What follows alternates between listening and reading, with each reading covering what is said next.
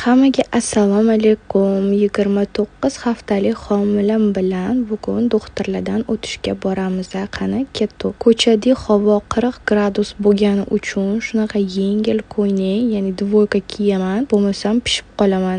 O'shanga mos sumka, aksessuarlarni unutmaymiz. Ro'mollarni to'g'rilab, xursand bo'lib ketamiz. Uydan chiqib ketishim biram qiyin, o'zimga qarayman. Homiladorga ham o'xshamayman deb nastroyeniyamni ko'tarib qo'yaman. Qornim pastligi uchun korset taqishni esdan chiqarishim kerak emas, постоянно taqishim kerak. Lekin shu yerda bitta narsani bildimki, men korsetni noto'g'ri taqaman. Agar sizlar ham korsetni shunaqa turgan holatda taqayotgan bo'lsangiz, bu juda ham yomon ekan. Uziga bordim. Uzida hammasi yaxshi chiqdi. Allohga shukr, suvlarimiz ko'payibdi.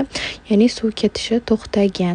Ginekologga очередda kutdim. Ular ham aytdilar, что men noto'g'ri taqaman korsetda yotgan holatda taqish kerak ekan, chunki bola pastda uni qisib qo'yishimiz mumkin. Obedlarimni olib, ikkinchi farzandimni ham xudo xolisa birinchi ko'rpanisida tug'ish niyatim bor. Analizlarim yaxshi chiqqani uchun ham bo'lib bilanishxonalariga bordim. Kapelnitsalarimni olishim kerak. Bugun kapelnitsamning 3-kuni. Efir olaman, adashmasam qon ko'paytirish uchun, gemoglobinni ko'tarish uchun va shunaqa vitaminlar ham yevaman. Sizlarda homiladorlik qanaqa o'tyapti?